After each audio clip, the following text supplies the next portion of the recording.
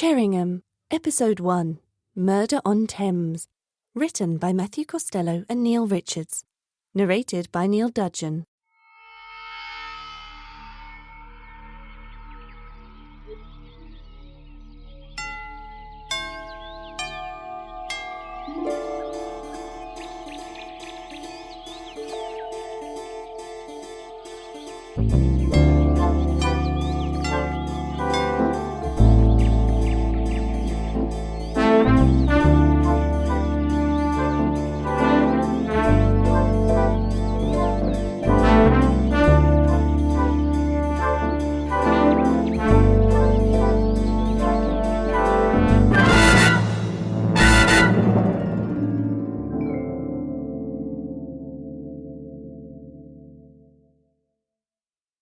Chapter 1. A Brisk Walk. Mrs. Luella Tidewell, just Lou to her many friends, pulled up the collar of her coat as the breeze off the river swept right through her. Brady, her golden Labrador, raced through the open meadow, somehow, Lou hoped, dodging all the horse manure. Labs, she thought, not for the first time, are so smart. And what good company Brady had made since Mr. Tidewell passed away. 1 minute reading his paper, a glass of sherry at his side, and the next, eyes shut, gone. Leaving Lou alone. She might have lots of friends, but it wasn't quite the same, was it? Now she kept walking, letting herself drift closer to the river that passed near the village, beautiful on a rare sunny summer's day, but now so dark and grey that it seemed almost ominous on such an overcast morning. "Don't think we'll see the sun today," she said. She didn't mind speaking to herself when she was alone. She might have told herself, as she did at home, that she was talking to Brady.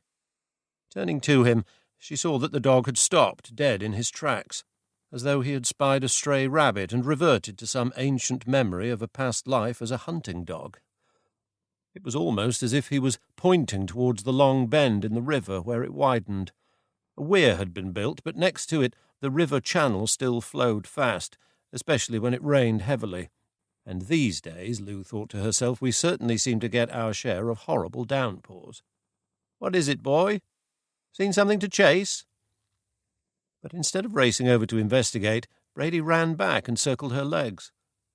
Another breeze hit her, and she brought her hand up to check her coat was buttoned up at the neck. Brady whimpered. Odd, she thought.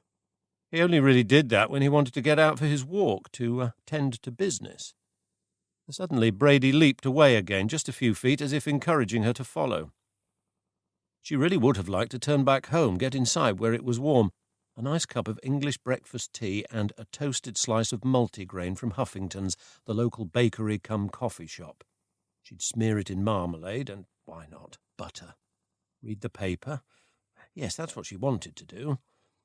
Instead, with Brady acting pretty peculiar, she started walking in the direction he seemed to want her to go, the lab leading the way with an eagerness that Lou didn't feel.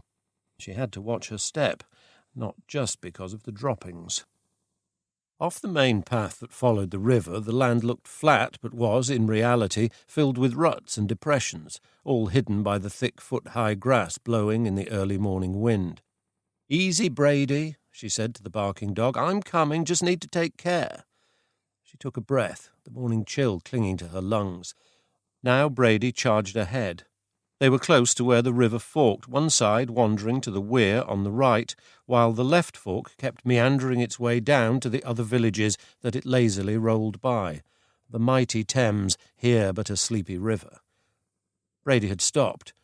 Once again he had turned to stone, standing stock still and looking across to the weir. His gaze was focused directly on the shallow waters where the stream frothed and bubbled. She came abreast of her dog, reached down and gave his head a slow stroke. "Don't know what you see, boy. Maybe there are rabbits over there on the other side, but..." She stopped. At first it was one of those moments, happening more now with age, where you see something and, as Lou increasingly knew, you say, "Oh, that's and you guess it's this. Then as you look at it closer, take a step nearer, you make another guess." She did that now and saw what looked like a bit of cloth, shiny, sparkly, festive, glimmering even in this dull morning light, competing with the shimmering river water. She moved closer and realised that she was looking at clothes. A skirt of some kind, and something dull but still white, a blouse. Her mind quickly filled in the details. Perhaps a part of her even knew before she actually acknowledged it what exactly she was looking at. An area of muddy brown turned out to be a bowed head, chin to chest, face and eyes hidden. And as that became clear, Lou slowly started to make sense of what she could see. Arms poking out of a blouse, one at a near horizontal to the body, fingers lazily pointing east, the other dangling in the rushing water, its hand hidden. "Dear sweet God," Lou said to herself. Brady had been whimpering, but at the sound of her voice turned to look at her. To Lou, it seemed as though his eyes were sad, as if he knew this was wrong.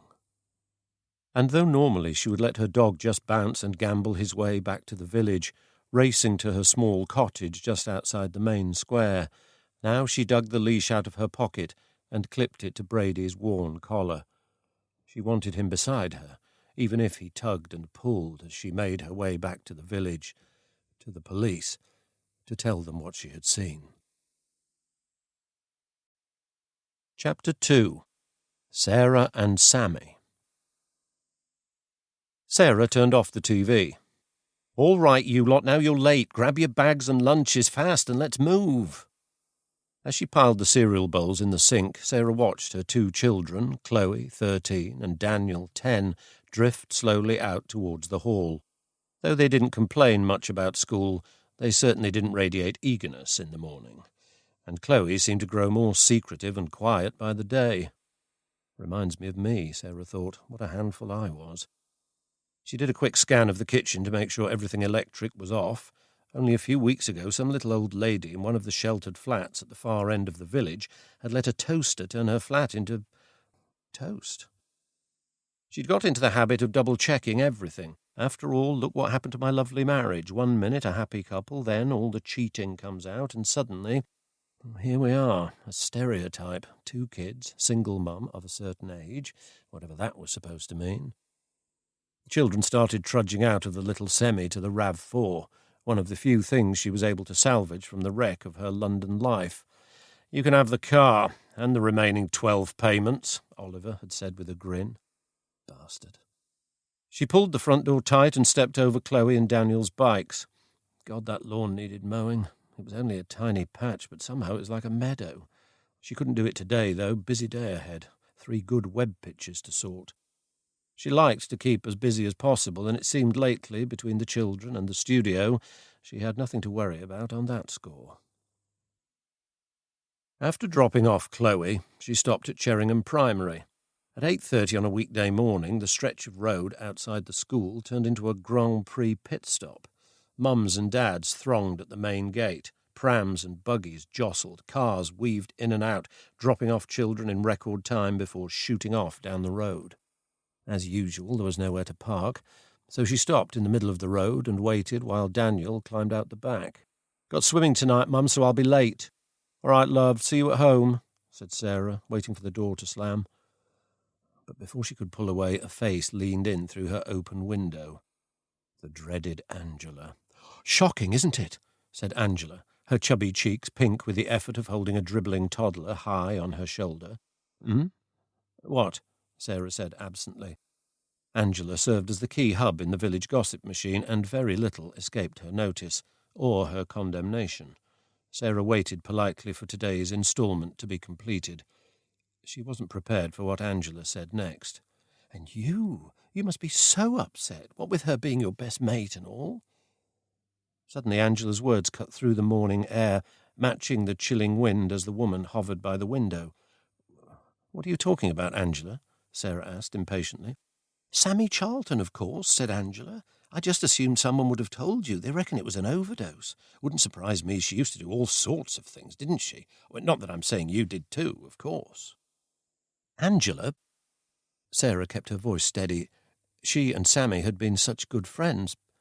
But that was long ago, before London, before Sammy vanished. "What's happened to Sammy?" said Sarah, dreading the answer. "Oh, they found her down in the weir this morning. drowned. Thought for sure someone would have told. Angela tailed off. Sarah felt her stomach turn. Sammy dead.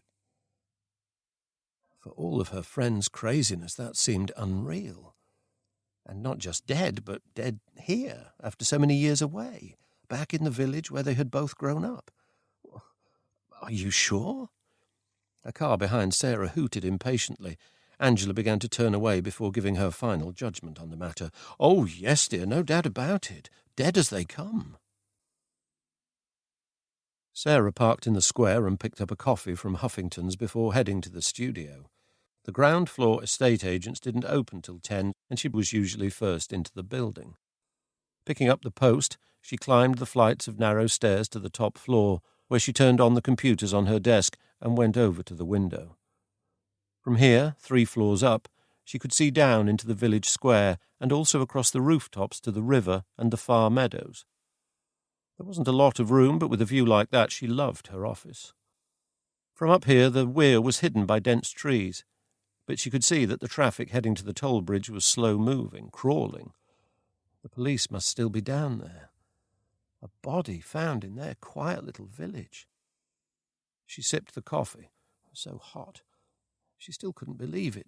Sammy dead?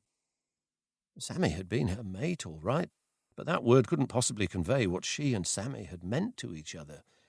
Sammy had been her true pal, her best friend, her shoulder to cry on, her partner in crime all through their teen years, through GCSEs and A-levels. They had laughed, danced, played and drunk together during the most intense and possibly the best part of their lives. One year they even shared boyfriends. God, what a mess that had been.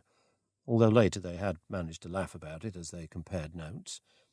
And then, funny how it always happens, they just got used to not seeing each other much, each picking a different path. Sammy went off to drama school while Sarah went to university. Sammy went around the world chasing her dream of being an actor, while Sarah moved to London, got a job, married Oliver, and had children. But slowly Sarah started to see warning signs that all was not well. Every once in a while Sammy would turn up, unannounced, needing a bed for the night, and after a prickly start, the two of them would open a bottle of wine, then another, and another. They'd reminisce, and Sammy would talk till dawn about her hair-raising adventures. Then she would go off to the airport, and Sarah wouldn't see her again, till next time. The last time she had seen Sammy had been 2 years ago in London, when she and Oliver were still together. Sammy was apparently modelling in Tokyo, though it all sounded dodgy to Sarah. This time, with the children in bed, the 3 of them had stayed up drinking too much. As the evening wore on, Sammy turned flirty with Oliver, too flirty for Sarah's liking. But Oliver, another early warning sign, hadn't seemed to mind. There'd been a massive row and everyone had gone to bed angry. Sammy had left for the airport at dawn without saying goodbye, and Sarah hadn't seen her since. Nor ever would again, she realised. She looked down at the village square, at the tea rooms, the cafe, the bus shelter, the old pub, the Angel, the stone bench outside the village hall, the library with its big porch. Once upon a time she and Sammy had owned that square. It had been their patch, every square inch of it. Sarah wiped her eyes, sat at her desk, logged on and started to work. Things happen. She knew that all too well. She had 3 website design pitches to finish today, and she didn't have time for memories. At least, not yet. Chapter 3. The Cause of Death. "You stay there, Riley," said Jack Brennan as he closed the shutters on the cabin doors and clicked the padlock carefully shut. Riley stood waiting on the riverbank, tail wagging, desperate to be unleashed into the nice summer morning and the delights of the meadow. Jack pocketed the key and stepped across the planks that linked his boat, which he'd christened the Grey Goose, to dry land. Out of habit, he checked the mooring lines fore and aft and gave the big old Dutch barge a once-over along the waterline. Soon be time for another lick of paint, he thought to himself. He was looking forward to it. He liked to be occupied. Checking he had Riley's lead in his pocket, he set off down the towpath for their morning walk.